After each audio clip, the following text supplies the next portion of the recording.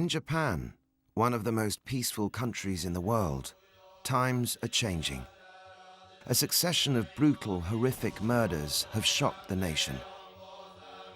Murders committed not by hardened criminals or the secretive Japanese mafia, but by middle-class teenagers with no criminal record, killing indiscriminately. Japan is in a serious crisis with its teenagers committing gruesome, terrible crimes, killing their classmates, killing kids in the neighborhood. They can destroy, they can attack. And that is incredibly frightening. ここでその相手を殴った場所は顔と血が出てないでも口から泡吹いてで白目向いてたのが覚えてました。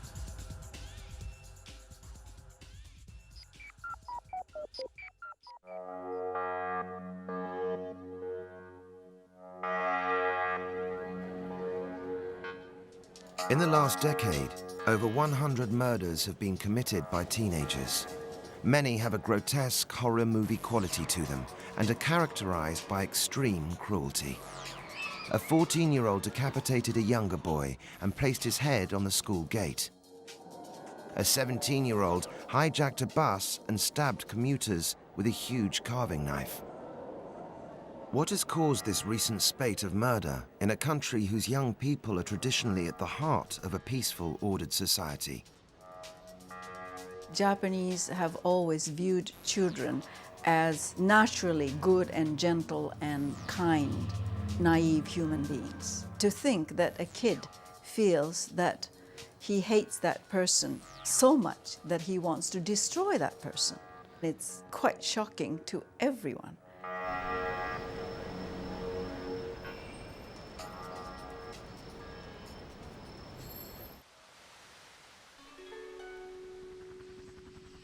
One of the first cases that shattered the serenity of Japanese life happened in 1993 in a quiet northern town called Shinjo. 13-year-old Yuhei Kodama was killed in a school gym after an unprovoked attack by a group of schoolboys aged between 13 and 16.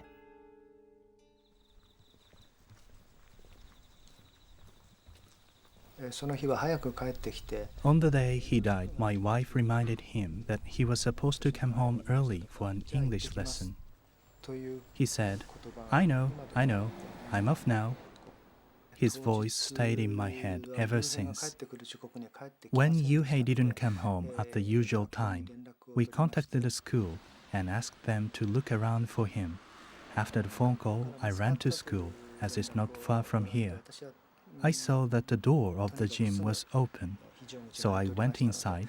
I found a boy lying in the middle of the floor. I couldn't recognize him because of his swollen face. When I looked closer, I saw that the shape of the nose and lips were the same as Yuhei's. I held him, shook him, and called his name, Yuhei, Yuhei, but there was no response. The boys had apparently lynched him, kicked and hit him.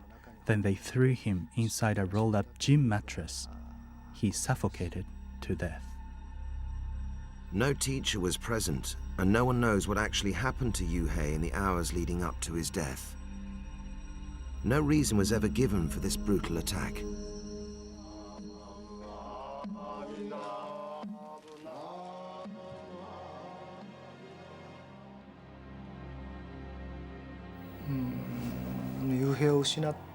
For 2 or 3 years after we lost Yuhei, we felt lost too.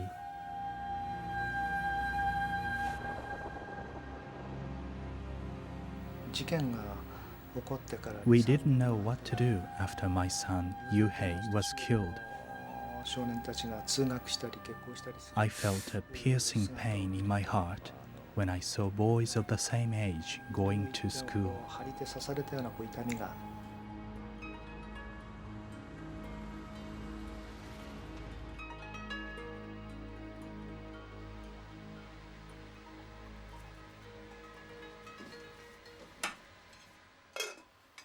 Yuhei died on the 13th of January.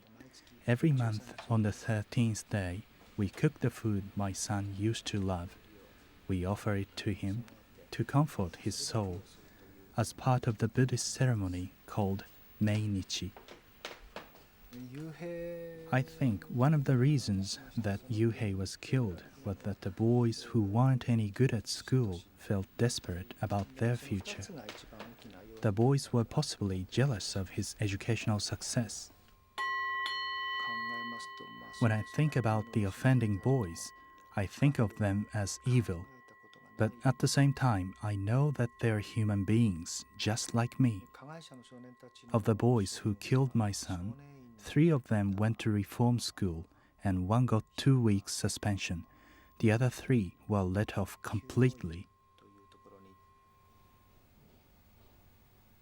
None of the offenders who attacked Yuhei spent more than a few months in a juvenile reformatory. Yuhei is dead. The offending boys should have got longer sentences. The Japanese legal system is not working. I think it's useless.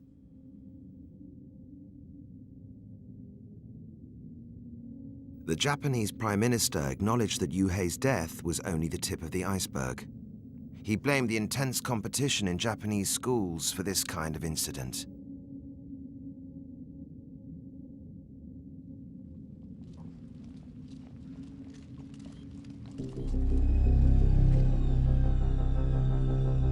Three years later, in 1997, it was the gruesome murder of a schoolboy from Kobe that brought the problem of Japan's teen killers to international attention. A 14-year-old student abducted 11-year-old Jun Hasei from school and took him into nearby hills. He then tortured, strangled, and decapitated him. The severed head was left on the school gates. The police assumed that they were dealing with a psychotic adult. When the identity of the killer was discovered, there was universal astonishment and disbelief. I was very shocked when I found out the offender was the same age as my own child. The 14-year-old killer placed a note in the mouth of his victim's severed head, which read, "I desperately want to see people die. Nothing makes me more excited than killing. Now the game begins." In another note he wrote, "I want to take revenge on the compulsory education system that has made me transparent and invisible." These were sentiments shared by many Japanese schoolchildren.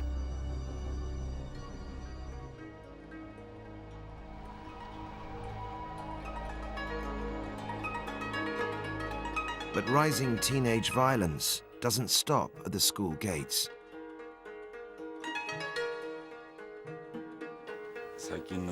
I'm really worried about the escalation of violent juvenile crime. There's a significant increase in impulsive, horrific crimes which makes me very worried about the future. People feel endangered when they walk around the city. Regular workers and housewives are being attacked by teenagers. More and more people are being victimized in the city and in the suburbs.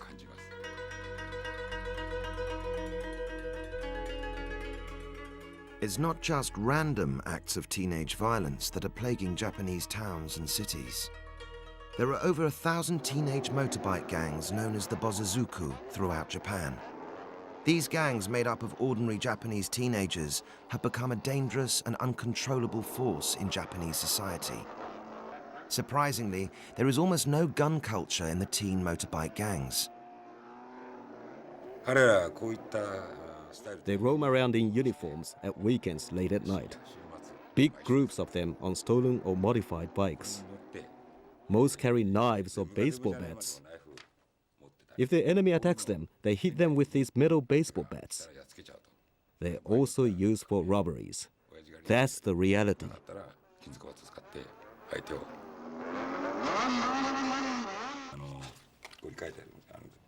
These are the petrol bombs the gangs use. They are quite primitive. They simply fill the bottle with petrol, insert a piece of cloth, and light it. When they smash the bottle, the petrol vaporizes and explodes.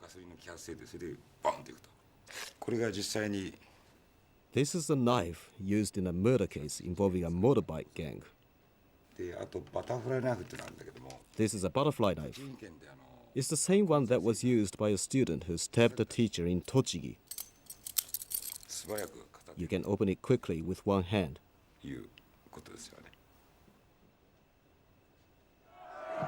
Every November in Hiroshima, the international city of peace, hundreds of teenage motorbike gangs converge for a weekend of organized gang warfare. The riots are choreographed for the benefit of the Japanese mafia, the Yakuza, who handpick the toughest teenagers for future membership.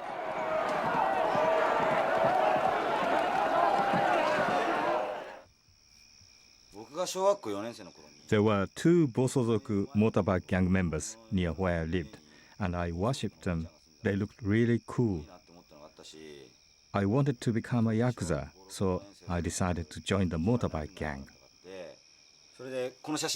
Orca and his friend have both served time for killing rival gang members in organized fights. This is from a newspaper reporting a fight we had. It was in all the papers and on the television news. Our friend was killed and the enemy lost someone too. I'll tell you about this one incident. It was around July when we decided to confront a rival gang in our territory. We attacked 2 of them.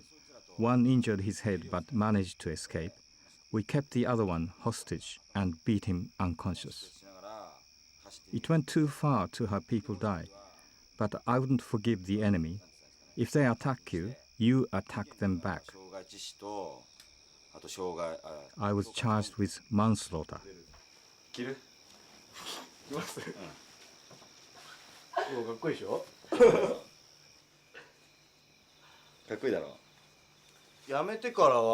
After you stop being a gang member, you never put the outfit on again, so I feel quite nostalgic.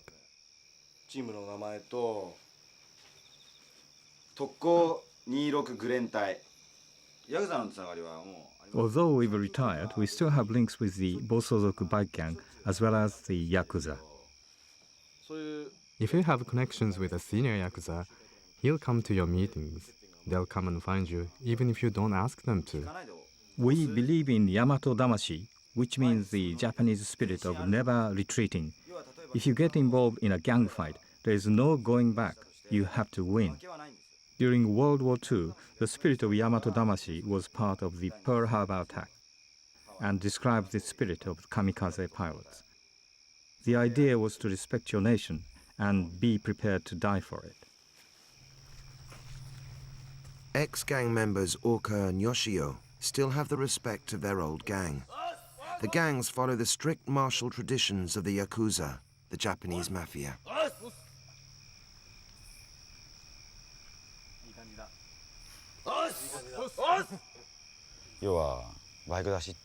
This is a Bosozoku bike gang, which runs wild looking for fights.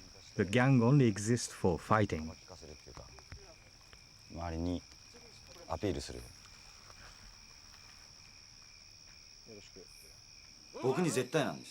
They see me as the almighty, the senior, the old boy. Whatever I ask the others to do, they have to obey. They'll just answer yes sir to whatever I tell them to do.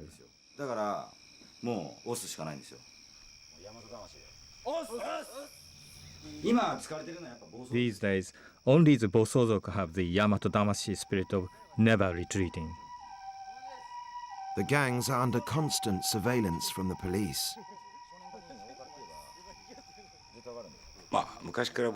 Motorbike gangs have been around a long time, but now they're much more violent, stealing money and killing people.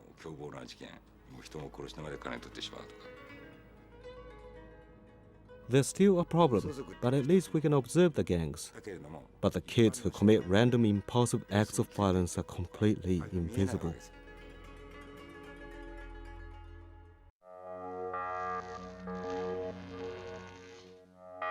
Each year in Japan, blatant, reckless acts of teenage violence are increasing. The Japanese people are at a loss to understand why this is happening in their country, where overall crime is still much lower than Europe or the US. In May 2000, a 17-year-old boy hijacked a bus full of commuters. For 15 hours, Japanese television broadcast live the police pursuit of the bus. In the bus, he had a huge knife. He took the knife out and told people, "I'm hijacking the bus." The hostages didn't take it seriously at first. His mother was watching the news covering the bus hijacking. She wondered who could do such a thing. As the pictures got clearer, she recognized with horror the face of her son. The bus was eventually blocked by police on the outskirts of Hiroshima. A 3-hour standoff began. After a while, the Hiroshima police brought his parents and a psychiatrist to the scene by helicopter. First, the doctor tried to talk to him through the window, but that made him furious. Next, the father tried, but the police stopped him. The mother cried and screamed that she wanted him to stop, but in the end, it was all hopeless. As the coverage continued, it was reported that the teenager had already stabbed 3 passengers. People got really scared as he smelled the blood on the knife and took pictures of the victims.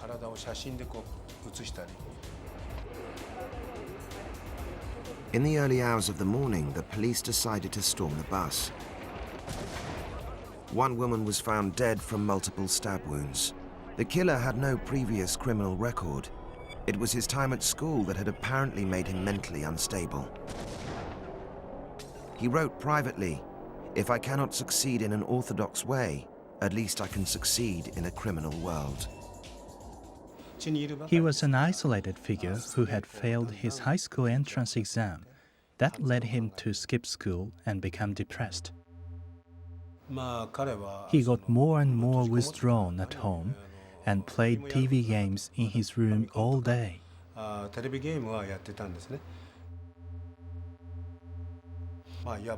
He became a Robinson Crusoe figure in his room. His room became his whole world, where he sat cocooned playing violent video games. He wasn't good at communicating with others and was bullied from an early age. His belongings were often taken away from him.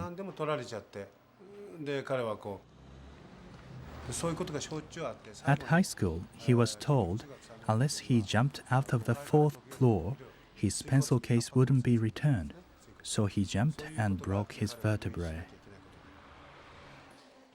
But after the bus hijacking, they've all denied there was any bullying. This is the biggest problem. Why was the school silent? If there was no bullying, then fine.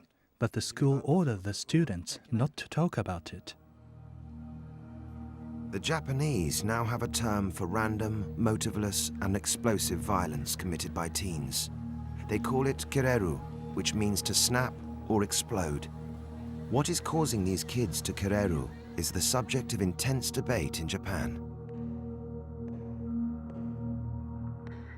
When we're talking about kireru, what they mean by that is that they are unable to express themselves verbally. They simply, jump and start acting violently.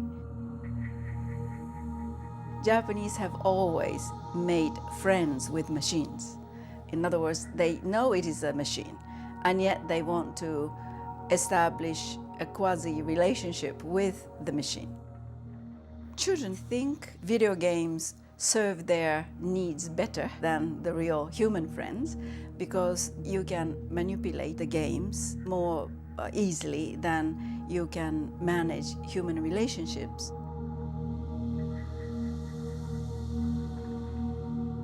If you play a violent game today, you want more, and more. Once you start on that track, what satisfies you tomorrow is something that is even more exciting, more violent, and more thrilling. Quite a few children stay in his own world with his own interest, and he's quite a maniac about certain things, and live in this virtual world of their own choice.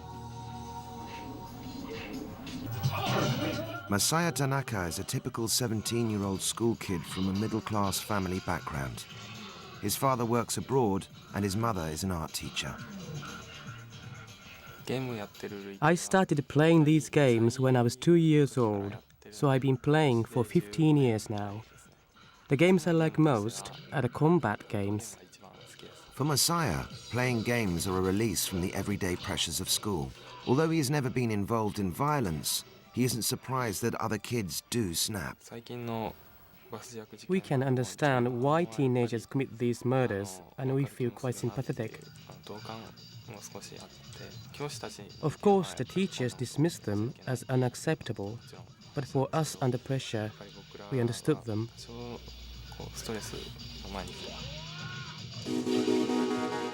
For students to be successful, they have to spend long hours studying in a highly competitive, exhausting environment. They're known as the 7-Eleven kids.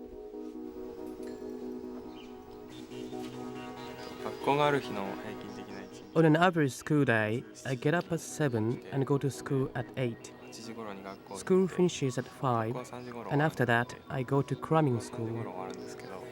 On the way back from cramming school, I grab a bite to eat and arrive home at about 9 p.m. We are forced to study. There's hardly any free time left as I have to do homework. The life kids lead today is made up of great pressure at home from the parents to succeed, and in school where everything is rather competitive. I can understand why kids can go mad at times. In 1992, I surveyed 1,800 junior and high school students. 20% were frightened that they would go insane. More than 30% felt their life was a failure.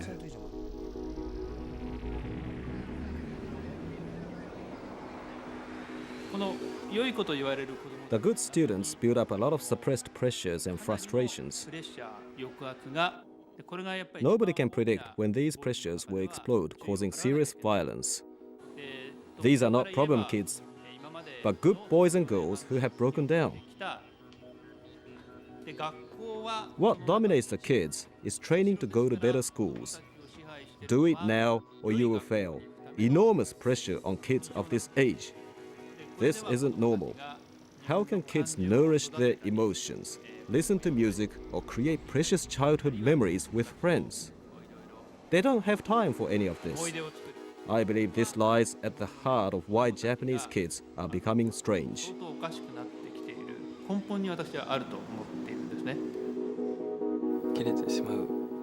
I understand what those Kireru students are feeling. They are under lots of pressure from school. I think the increased stress can trigger these crimes. Japanese school kids are subjected to a rigorous series of exams to get into top high schools, the only way to university and a good job. By the age of 15, 80% of school kids have failed this vital exam, and many have lost hope. It's become the norm to send kids to extra cramming schools. This makes them really exhausted. More and more of them can't make it through the exam wall. This has put teachers in the front line. Several have been violently attacked by their pupils. Last year, at another school, a teacher was shot in the face at point-blank range with an air rifle after he scolded a boy for being late. Other teachers have been stabbed by knife-wielding students. On school open days, we have to ask parents to help with the security of the kids. Teachers are not enough. You can't predict where trouble will break out next. It's crisis management. 4 years ago, at this high school outside Osaka, an incident happened which changed everything. A 16-year-old boy named Takakazu Take was brutally attacked by a boy from another school. We couldn't protect this student, and this has caused us a lot of pain. Words cannot express our shock.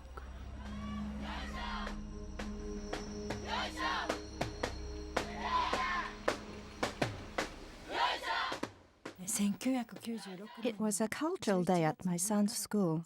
A student from another school picked a fight with my son for no reason.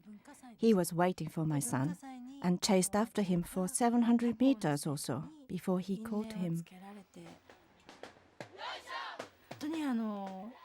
I heard that my son had apologized, but this didn't stop him from being kicked and punched by the boy. Takakazu was rushed to hospital with serious head wounds. On the 15th of November, my son died.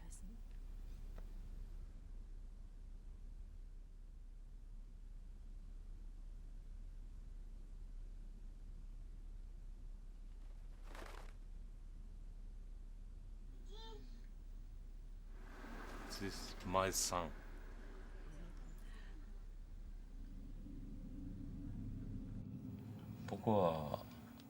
We had to wait a long time to conceive our first child. When my wife conceived him, we said it was her birthday present. When he was born, it was raining. I was so happy I was crying. I called my mother in the country from a payphone to tell her my son was born.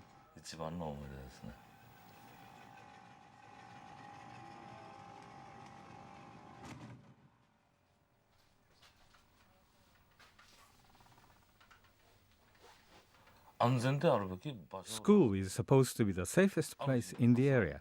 So why does a boy who left for school in the morning, absolutely healthy, have to come back home as a corpse?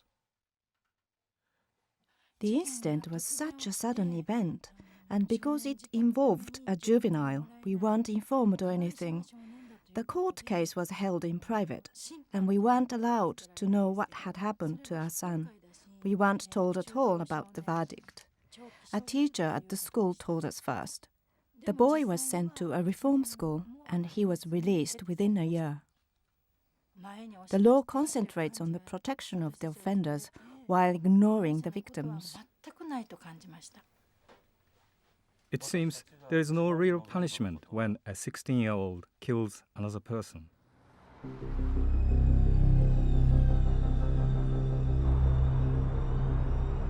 Mr. Take felt that his son's killer had got away with murder and was unable to cope with his grief.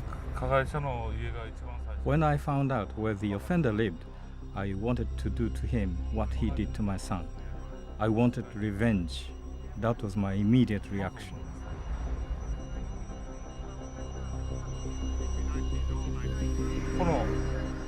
That killer's house is just over there. That one, that white house over there. I get really angry thinking that the boy who killed my son may be watching TV or having dinner in that house. He's living normally after killing my son. He gave us no apology, and this makes me furious. Right after the incident, I drove here several times. I thought, what if I saw the guy and just hit him with my car? I could say, oh sorry, I was just careless, and get away with it.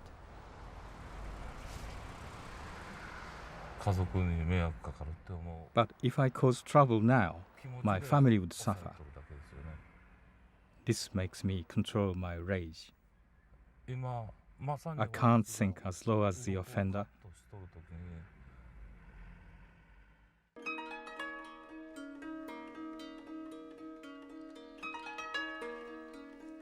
Mr. and Mrs. Take began to blame each other for their son's death.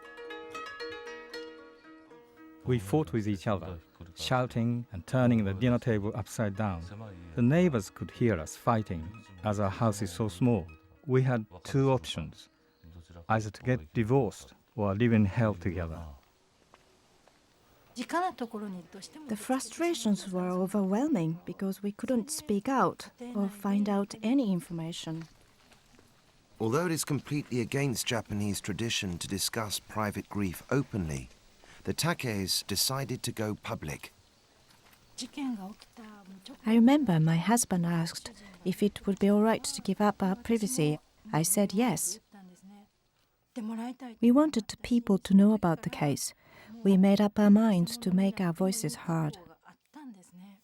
The Takes have set up the first ever victim support group in Japan.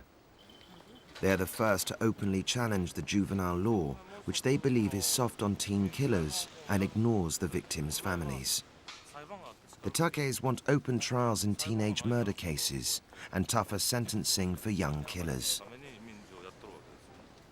In May 2000, another murder horrified Japan and added an even greater sense of urgency to the Takes campaign. A 17-year-old schoolboy randomly stabbed to death an old lady in Aichi, central Japan. After his arrest, he apparently told police he committed the murder because he wanted to have the experience of killing while still a juvenile.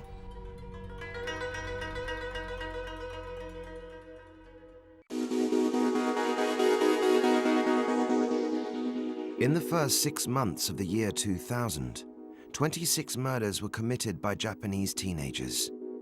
Although the overall murder rate is lower in Japan than in the West, the number of teenagers who commit murder is fast catching up. This area is nicknamed the town of the Midnight Sun. This is Shinjuku, the busiest commercial area. There's a lot of crime here and a lot of youth hanging around. Ordinary citizens are being victimized more and more. They feel that the city is getting much more dangerous.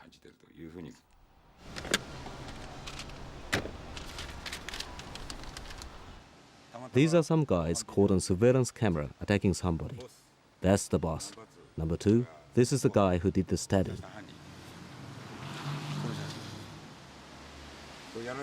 The victim was killed during this attack.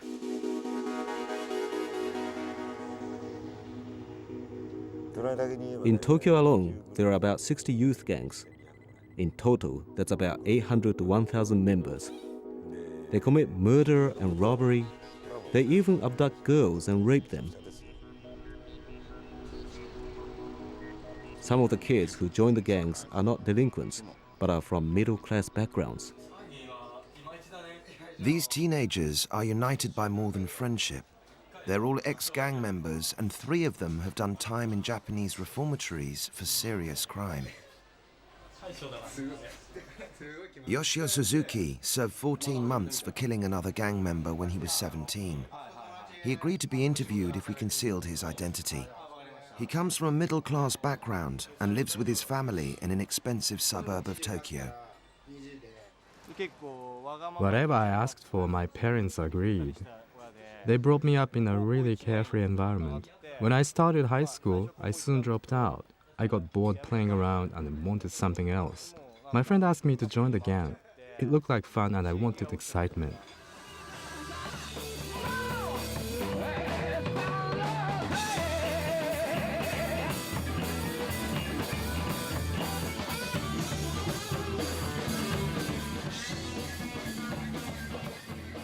In central Tokyo, Yoshio meets his friend Orka, who was the leader of the Bozozuku motorbike gang before him.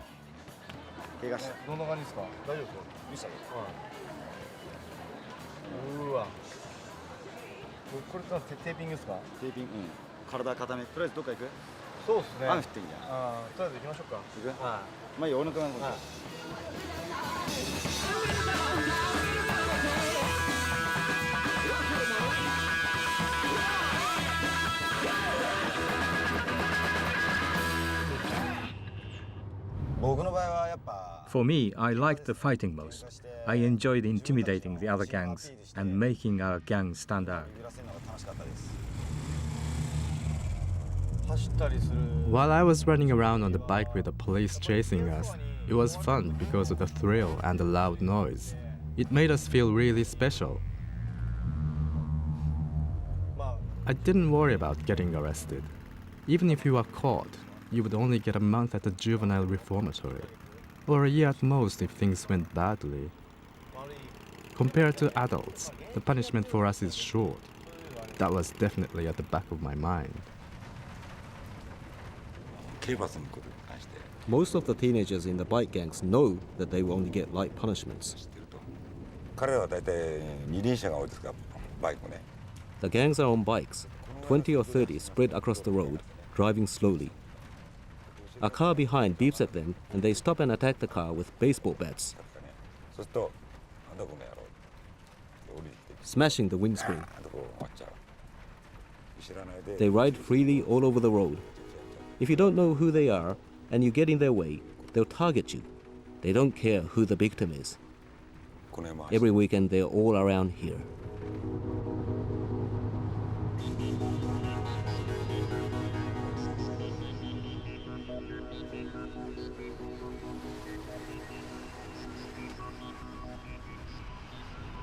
Superintendent Kato has spent over 20 years tracking down and convicting the Japanese mafia.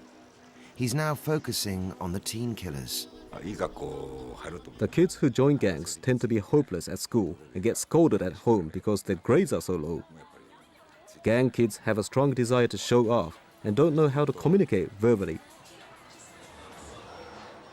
As the Japanese economy struggles, the kids can't find jobs when they graduate.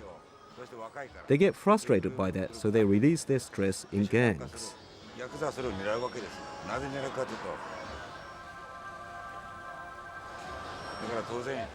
The Yakuza target those gangs to join them. If there's a physically strong gang member, the Yakuza will recruit him. They are like their reserve troops.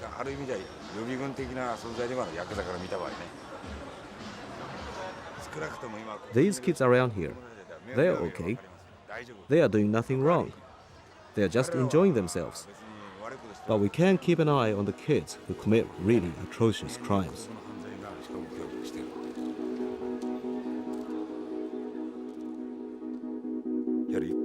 Some frustrated young students who fail entrance exams get together in groups and attack the homeless who can't fight back.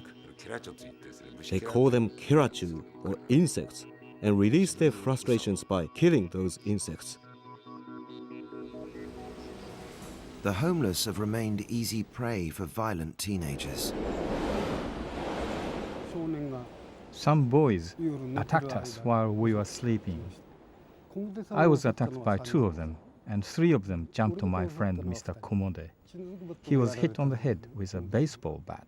I was hit with a bat too. My friend died.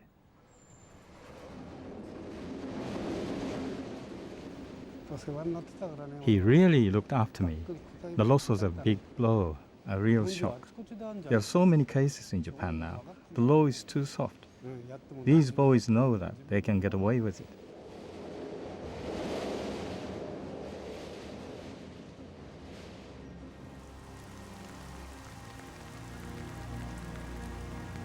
On the night of July 7th, 1997, Yoshio's gang was planning an attack on a rival gang.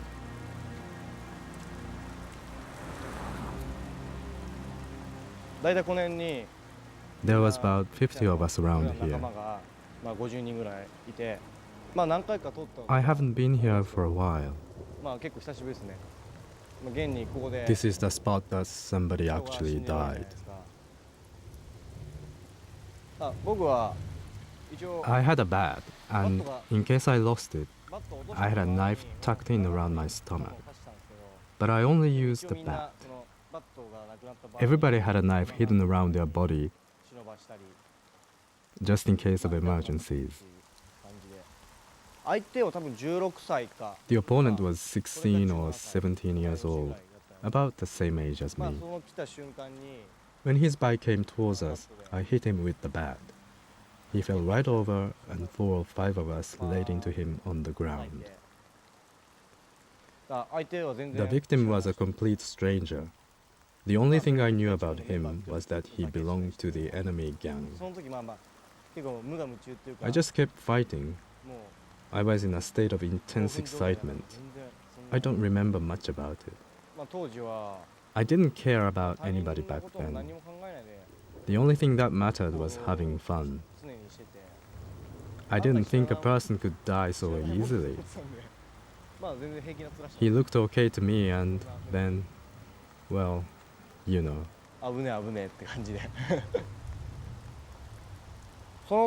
Back then, I didn't feel anything for the dead guy.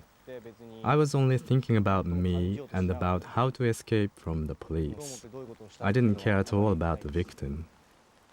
Yoshio was finally caught and convicted for killing the rival gang member. He was sentenced to 14 months in a juvenile reformatory.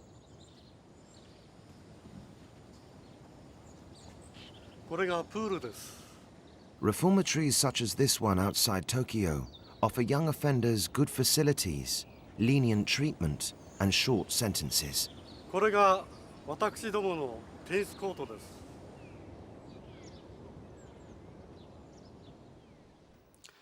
私どもの園長です。The Japanese way of dealing with young offenders dates from an era when extreme teenage violence was practically non-existent.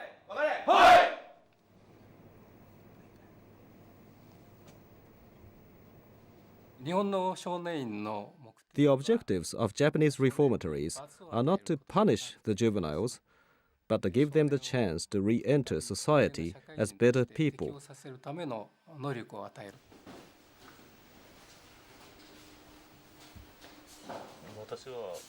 I think the reason why juvenile crime is getting worse is the lack of punishment. Teenagers learn that you will receive a light punishment for killing somebody. The longest you will get is a year in a reformatory. This situation is bound to make juvenile crime worse.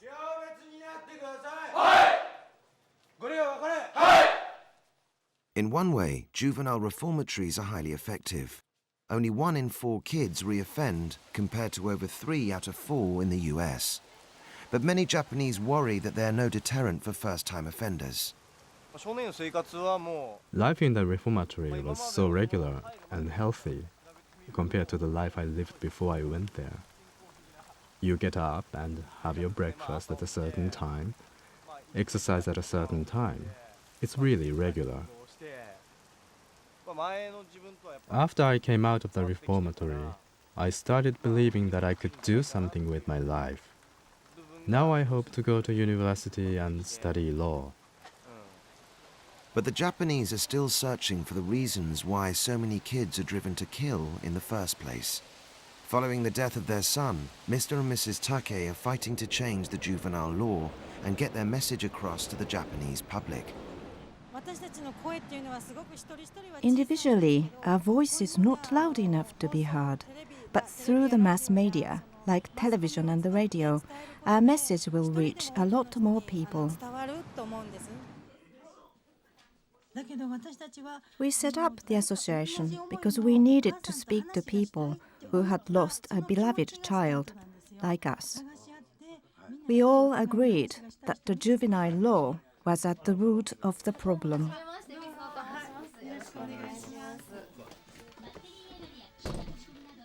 We didn't receive any information about how our child was killed. We weren't even given the name of the offender.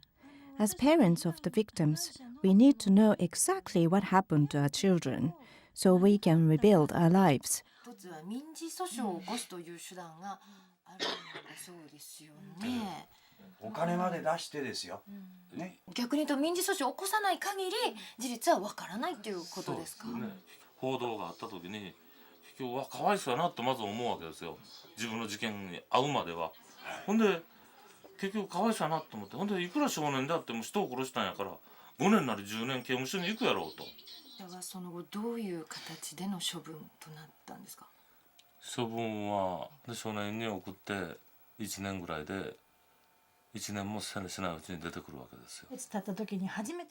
I saw the offender's face for the first time 3 years and 4 months after our son died. There's been no apology, no chance to meet him, and he's got away with it without showing any remorse. When I saw the offender in court, he was no longer a boy, but a grown man. I couldn't look at his face. My son stopped growing at 16, but his killer grew into a man. I was so overwhelmed with sorrow. I missed my son so much. The current juvenile law was established in 1945 when the main crimes are stealing, shoplifting and fighting. The situation has changed drastically since then, so the law should be updated, shouldn't it? The Take's public demand for a review of juvenile law has huge grassroots support. Japan's widespread revulsion at kids who kill has provoked an angry national debate far exceeding that of the Bulger case in the UK. I spent a year and 2 months in the reformatory. If you ask me, I feel like the sentence was too short.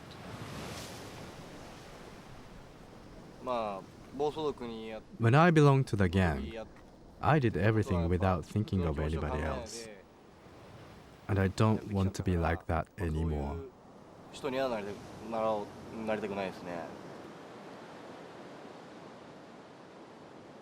When I look back, I feel a responsibility towards his family. If I could turn the clock back, I would have behaved with more courage. I was mentally weak. As for my future, I'm at the stage where things are just starting and I have some hope. But I'm not sure what will happen yet.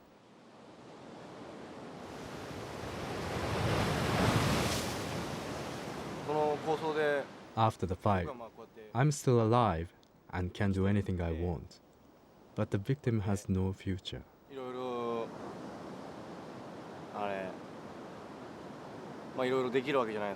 He was the son of parents who brought him up well. When I look back, I feel responsible. I feel sorry for his family.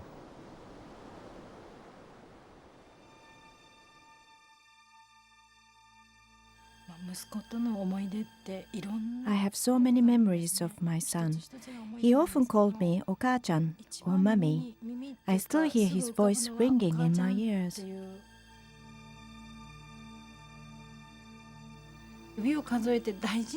I really cared for my son as I brought him up. Somebody took that precious life away for no reason.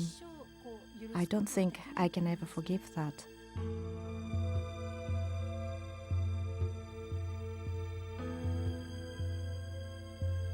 The Takeis are finally winning their battle.